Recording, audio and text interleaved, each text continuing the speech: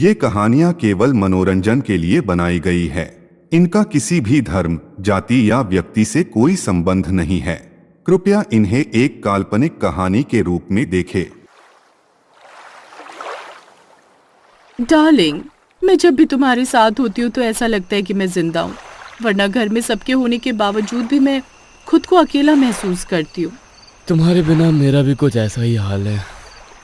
पूरे दिन बस तुम्हारे ही ख्यालों में डूबा रहता हूँ। वैसे आज अगर तुम फ्री हो तो कहीं डिनर करने चले? आज मेरा मन बाहर खाना खाने का है।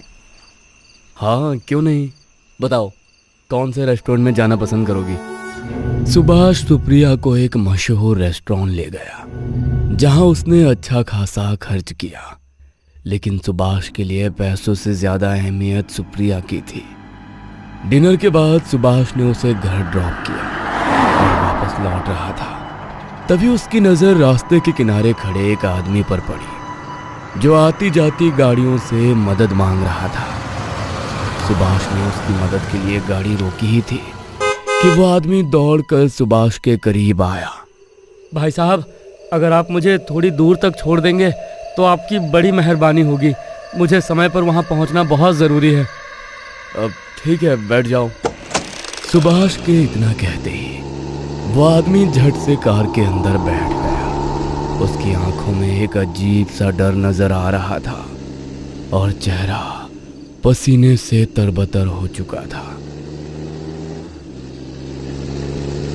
आप इतने घबराए हुए क्यों हो? बस यहीं रोक दो, मुझे यहीं जाना है। यहाँ इस जंगल में? हाँ, इसी जंगल में। उस आदमी का बदला हुआ चेहरा देखकर सुभाष ने गाड़ी तुरंत रोक दी। गाड़ी रोकते ही वो आदमी घबराहट भरे कदम से जंगल की तरफ बढ़ने लगा।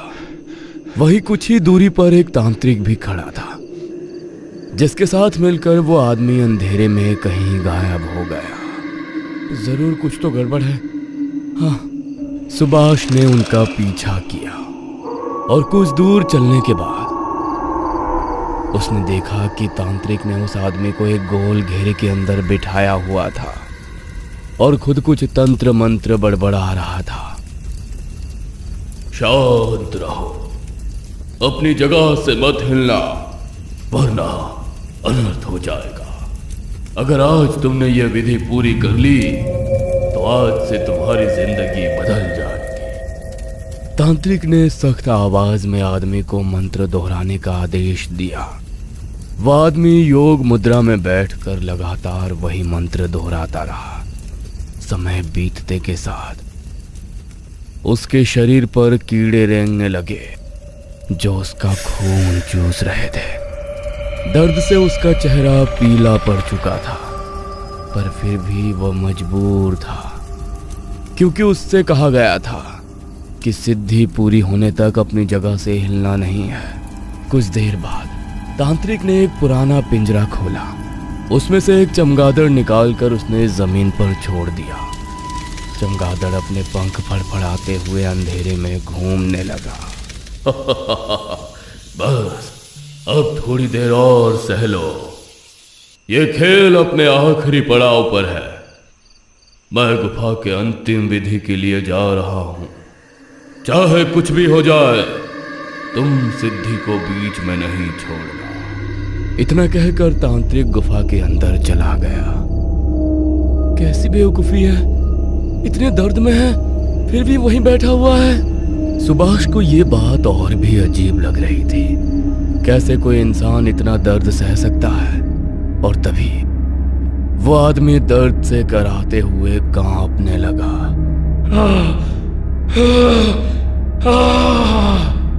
जब उससे और दर्द बर्दाश्त ना हुआ तो वो अचानक उठकर वहां से भाग निकला। बचाओ, बचाओ!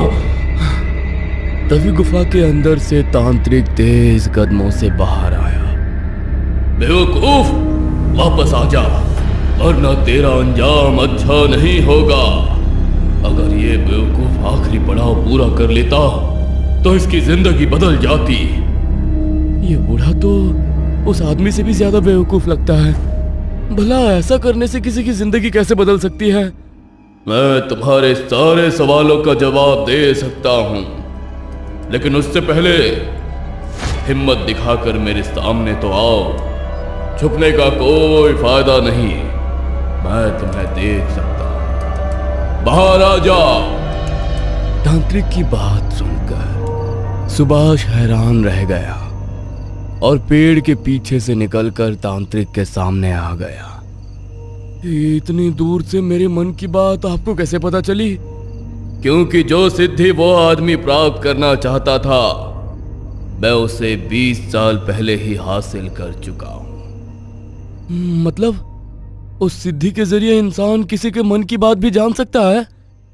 हाँ, सिर्फ इतना ही नहीं, उसके भूतकाल और वर्तमान का भी ज्ञान हो जाता है, और साथ ही कुछ ऐसी अद्भुत शक्तियां मिलती हैं जो आम इंसान के बस की बात नहीं। बाबा, आपका ज्ञान वास्तव में अचंभे में डालने वाला है, लेकिन इतनी तकलीफ उठाकर कौन इस सिद्धि को प्राप्त करना चाहेगा? मैंने भी यह सिद्धि बहुत मुश्किल से हासिल की थी। खैर, अब तुम यहां से चले जाओ, ये जगह खतरे से खाली नहीं है। इतना कहकर तांत्रिक वापस अपनी गुफा के अंधेरे में चला गया और सुभाष भी गहरी सोच में डूबा हुआ अपने घर की तरफ निकल पड़ा। सुभाष आधे रास्ते पहुंचा ही था कि अचानक उसे सुप्रिया का कॉल आया। हेलो। हाँ सुप्रिया, बोलो। सुभाष, सुभाष, मम्मी पापा को तुम्हारे और मेरे बारे में सब पता चल गया है। घबराओ मत, तुम चाहो तो मैं उनसे बात कर लेता हूँ। नहीं, मैं अब उनका चेहरा तक नहीं देखना चाहती। उन्होंने मुझे घर से निकाल दिया है। मैं तुम्हारे पास आ रही हूँ। अब से मैं सिर्फ तुम्हारे साथ ही रहूंगी। तुम फिक्र मत करो, हम दोनों मिलकर उनसे बात करेंगे। वो मान जाएंगे। ठीक है। सुप्रिया अपना घर छोड़कर सुभाष के साथ रहने लगी और अगले ही दिन दोनों ने शादी कर ली। 15 दिन बाद एक रात जब सुभाष ऑफिस से घर लौट कर आया तो सामने का मंजर देखकर उसके होश उड़ गए। उसने देखा सुप्रिया नाइट ड्रेस पहने हुए किसी अनजान आदमी की बाहों में खड़ी है। अपनी बीवी को किसी गैर मर्द के साथ देखकर सुभाष का खून खौल उठा। उसने तुरंत उस आदमी का कॉलर पकड़ा और जोर से चिल्लाया, कौन हो तुम और ये सब क्या चल रहा है? सुभाष, छोड़ो उसे, ये मेरे पति हैं। पति? अगर ये पति है तो मैं कौन हूं? तुम तो सिर्फ पैसा कमाने का एक जरिया थे।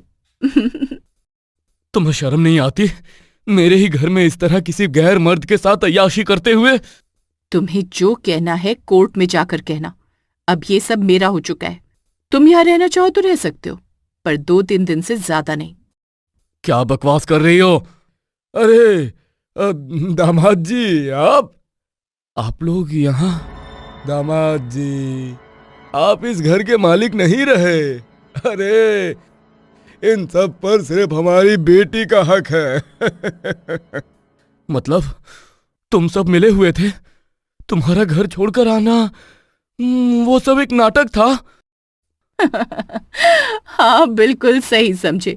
और एक बात और, उस दिन जो तुमने नशे में कुछ पेपर्स पर साइन किए थे ना, वो असल में तुम्हारी पूरी प्रॉपर्टी के ट्रांसफर और डिवोर्स के पेपर्स थे। समझ गए ना?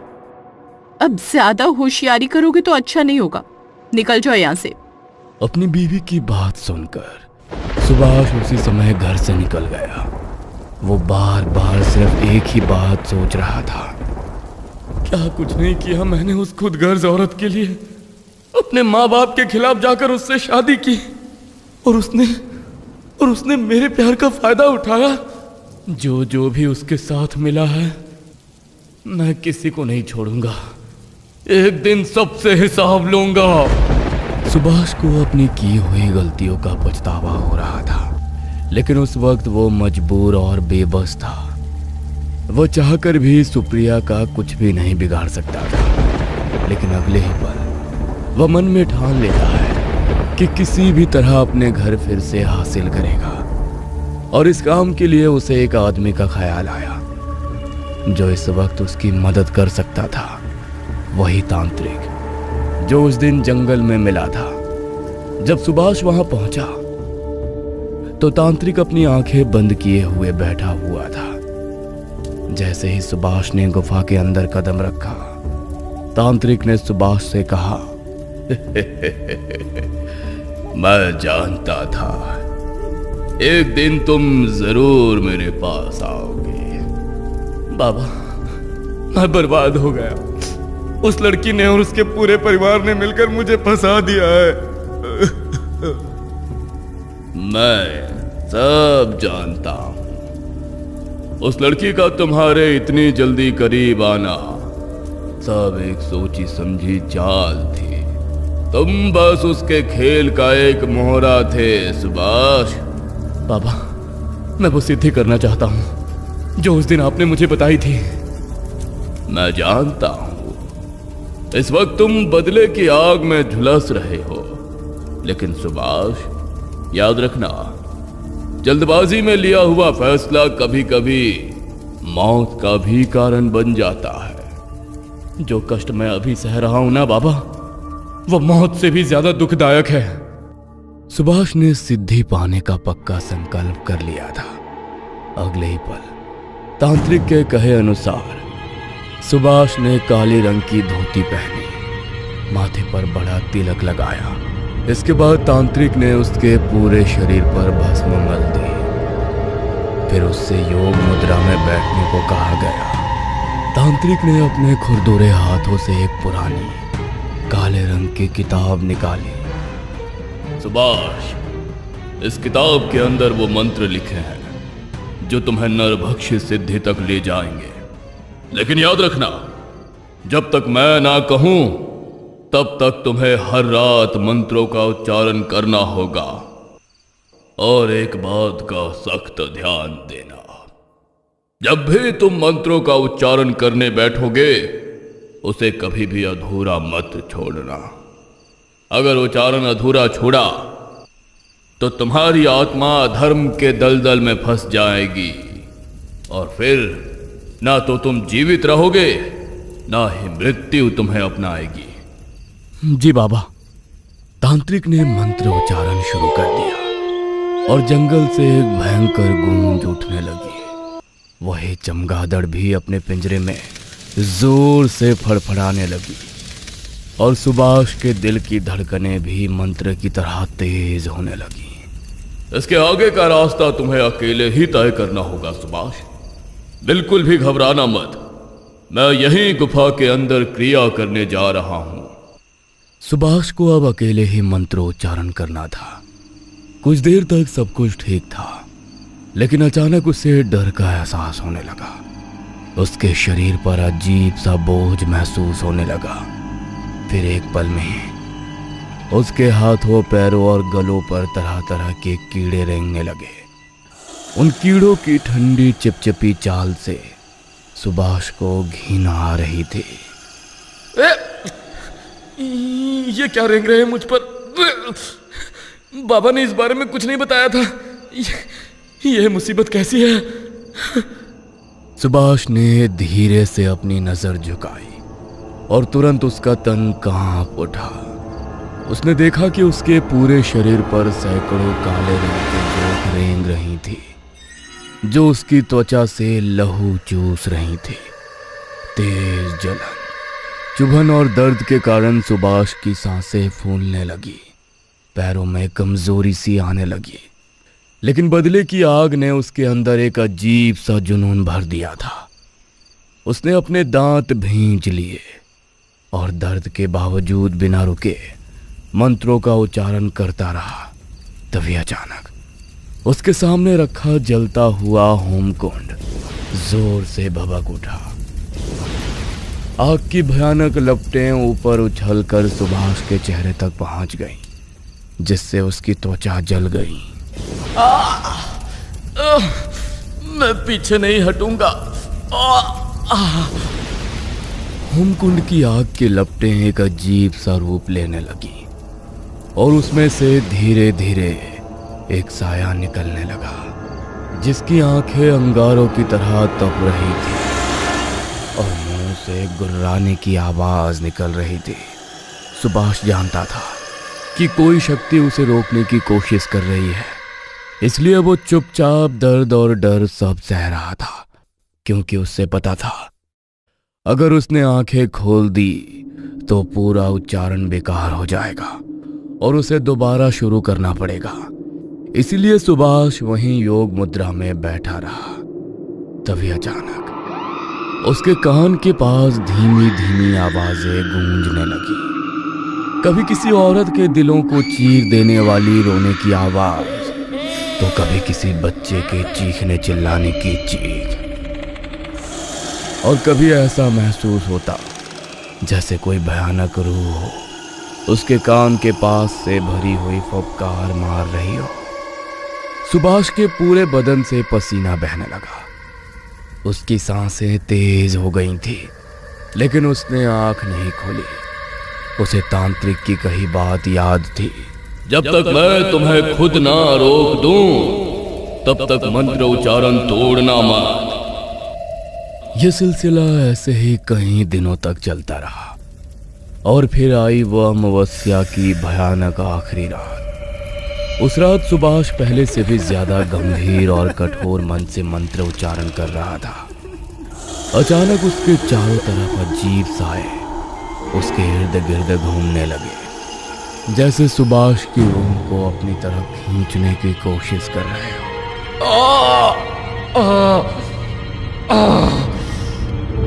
इस वक्त सुभाष को ऐसा लग रहा था जैसे आज उसकी जान निकल जाएगी। उसकी आंखें धीरे धीरे बोझल होने लगी, लेकिन तभी उसके कानों में एक गहरी आवाज गूंजी, सुभाष, अपनी आंखें बंद मत होने देना। याद रखना, यह अंतिम रात है। अगर आज तुमने हार मान ली तो तुम्हारी रूह हमेशा के लिए इन अंधेरों में कैद हो जाएगी। ये शब्द सुनते ही सुभाष का जिस्म फिर से कसने लगा। उसने अपना पूरा जोर लगाकर मंत्र उच्चारण जारी रखा और तभी होमकुंड की आग से एक बड़ी सी काली छाया उभर कर सामने आई और सुभाष के शरीर में प्रवेश कर गई।